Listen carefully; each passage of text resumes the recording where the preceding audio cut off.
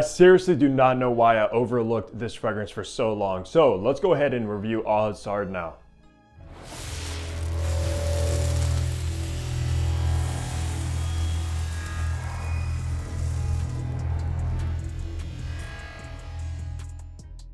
Hey, what's going on? Hunter here and welcome back to my channel where I upload weekly fragrance content. So go ahead and hit the subscribe button down below so you don't miss any future videos. And also make sure to follow me over on my Instagram page. But today we are reviewing yet again another fragrance from the house of Louis Vuitton, of course. And it is Hasard, which in my opinion is probably one of the most underrated fragrances from Louis Vuitton, especially within the men's collection.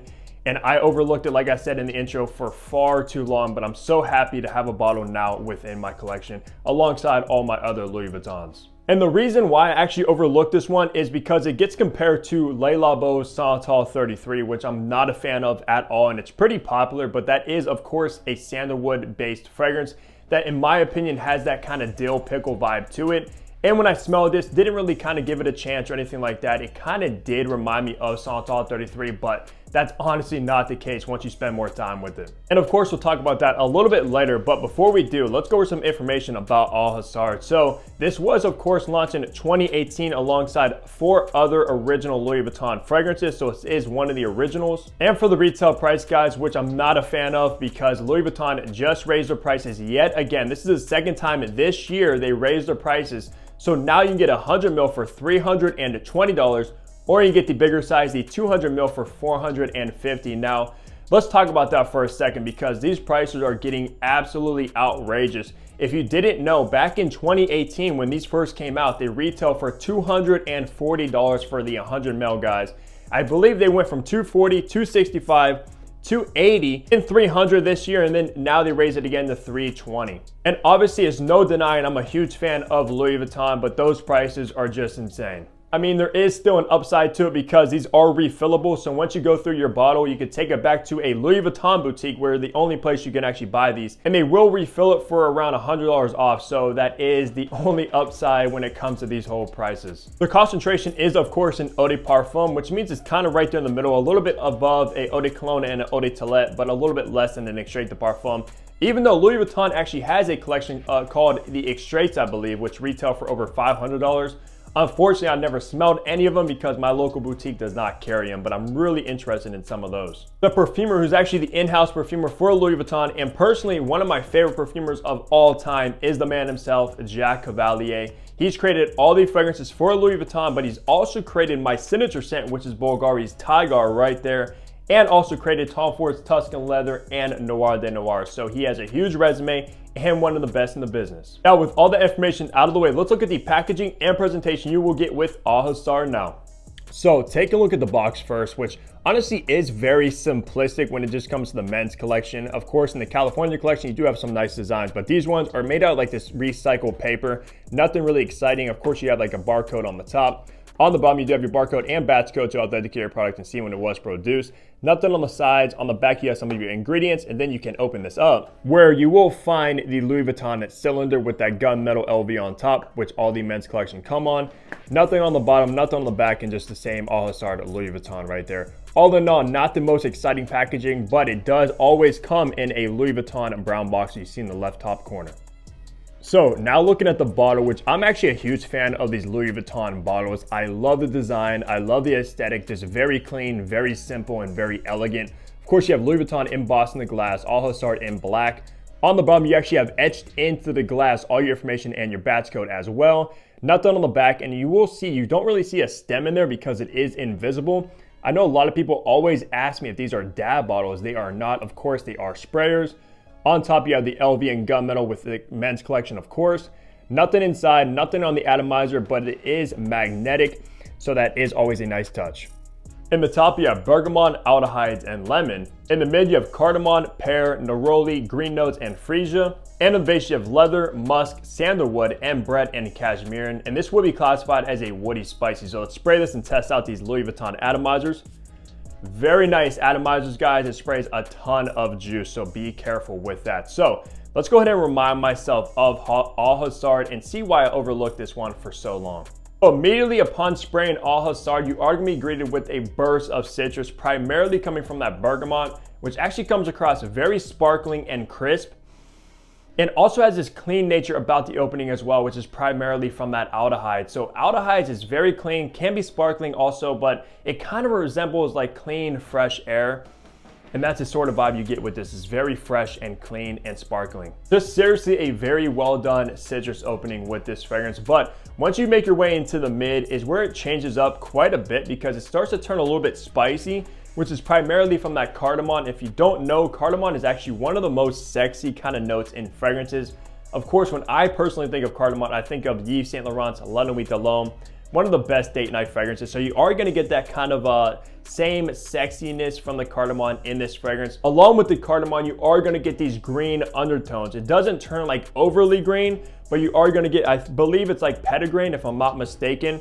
Very earthy, slightly woody greenness in the mid, which I think work very nicely along when you're still getting the sparkling, clean citruses. You get that spicy cardamom, and then you have the green undertones. Just a very complex scent profile from the top and mid so far. Fun fact, if you guys didn't know, in French, au hasard actually means randomly, and that's the sort of vibe this gives off. Just a lot going on and just very random, in a good way though. Now finally, when you make your way into the base, which does take a few hours after first applying this one, is where the magic happens, and by far my favorite part, and what makes this fragrance very special now, and why I shouldn't have overlooked it from the get-go.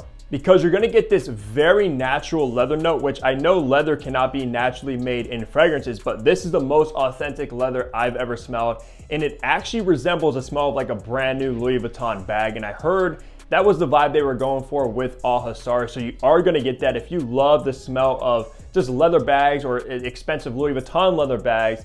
You absolutely will love the dry down of this one. It actually reminds me of the Louis Vuitton boutique. Every time I walk into a Louis Vuitton boutique, for some reason, it smells like Au Hasard. So that's exactly what I associate this fragrance with, just very expensive and classy smelling. From, of course, that authentic leather smell you are gonna get in this fragrance, but that's not the only thing going on in the dry down. You, of course, are gonna get that sandalwood, which is probably one of the most dominant notes in this one as well, and gets compared to Santal 33 for some reason. But if you're like me and you're not a fan of Santal 33, do not be afraid of this fragrance, because the sandalwood in here comes across very dusty smelling, very woody. It's not really like a creamy, smooth sandalwood, but it's also not that kind of pickly sandalwood, just a very dry, dusty sandalwood, and I love the way it works mixed together with that leather. And finally, the round off the base, you are gonna get this musky ambrette seeds that Louis Vuitton is known for. They're the only people that use this specific ambrette in their fragrances, because when I watched an interview of Jack Cavalier, he was talking about this signature ambrette that they kind of have a patent on in their Louis Vuitton fragrances.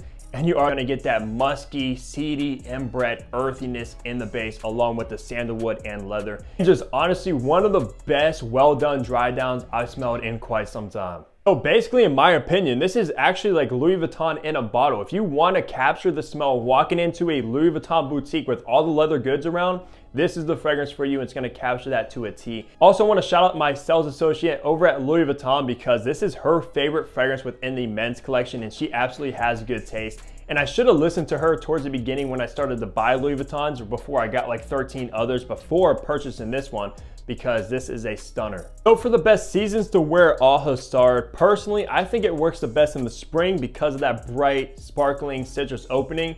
But it absolutely works the best as well in the fall and winter, because you are gonna get that deep, kind of dense leather, dry, earthy woodiness in the base. So those 3 months are absolutely, or those 3 seasons are absolutely the best. Stay away from the summertime because it's not really like an aquatic or extremely bright through and through. So yeah, towards the spring, fall, and winter, you'll be perfect. So for occasion, personally, it kind of goes with being very expensive, luxurious, classy, elegant smelling. So I think it works the best in a more of like a formal attire, wearing a dress shirt, a button up, a tie, a suit, a tuxedo even. Maybe going to like a wedding or a very nice kind of romantic date night where you actually are dressing up a little bit.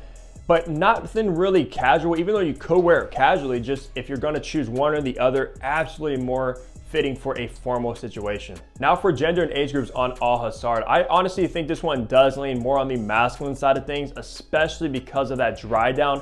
Very, very masculine dry down in my opinion. However, it isn't the most masculine fragrance within the men's collection because of the top and mid. I could possibly see a woman trying to wear this one because of the aldehydes. Of course, aldehydes is known mostly for like Chanel fragrances, especially women's, like Chanel No. 5, things like that. And the greenness and slightly floral mid, but not over the top floral.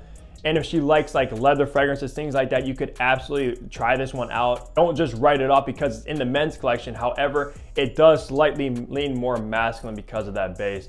Now for age groups as well, in my personal opinion, I think this is a very mature fragrance. I don't honestly see like a teenager enjoying this one, or even somebody maybe even in their early 20s not really appreciating it either. I think it's best suited in my head when I smell this. It's probably honestly somebody 30 and up, more of a mature group. But at the end of the day, I'm in my 20s. Of course, I wear it, I love it. If you just love fragrances, you love like works of art, unique fragrances and things like that, that isn't Dior Sauvage or Bleu de Chanel, etc., you can absolutely try this one, and you can wear whatever you want, whenever you want, at any age group you are. But when I smell it, definitely more of a mature, masculine, kind of grown CEO or something like that is the vibe it gives off. Now, finally wrapping this review off, talking on the performance you're gonna get with Hasard. From my testing, every time I tested this one, I got around average performance, and how I categorize that is 8 hours is average. Anything above 8 hours of longevity is above average, and below 8 hours is below average. So this isn't a weak fragrance by any means, but it's also not a nuclear powerhouse fragrance as well. So don't buy this thinking you're gonna get like 12 plus hours, because unfortunately you're not. However, if you're satisfied with around that 8 hour mark that will get you through like a work shift, etc., you will not be disappointed with this one because of that base that just lingers and lingers all the way up to that 8 hour mark. And for the projection, honestly, the projection was a little bit softer than I was expecting. I got maybe around 2 hours of decent projection because of that sparkling, crisp, citrus opening that does push off the skin fairly nicely. But once it starts to dry down into the green undertones, the spiciness, especially with that base, with the leather, the sandalwood, and that musk, it's not gonna push or project off the skin that heavy, but it will leave a nice sillage and a nice scent bubble around you. Just don't buy this expecting to walk into a room and people 20 feet away are gonna smell you, because that's not gonna be the case. Unless you do like 20 or so sprays, possibly, but I wouldn't recommend that with a fragrance like this, because it's not the sort of fragrance that everybody's gonna enjoy. It's not a crowd pleaser, it's not like easygoing or very, very likable either. However, you will get compliments from the right crowd. And I know Louis Vuitton gets a lot of hate from their performance. However, I think some of them perform fairly well, especially like Ombre Nomad, L'Immensité, Imagination. The only ones I sort of have terrible performance from is Afternoon Swim and Pacific Chill. Those are absolutely below average. This one though is right there in the middle average. That's gonna do it for my review of the underrated Hasard. Let me know down below if you had the chance to try this one. And also, what is your favorite fragrance from the house of Louis Vuitton? I'm very interested in that. And also, I will be doing a ranking very, very soon of all my Louis Vuittons in my collection, so stay tuned for that video as well. But besides that, leave a like, subscribe down below if you haven't already, and of course, I'll catch all of you back here in my next upload. Take care, everybody.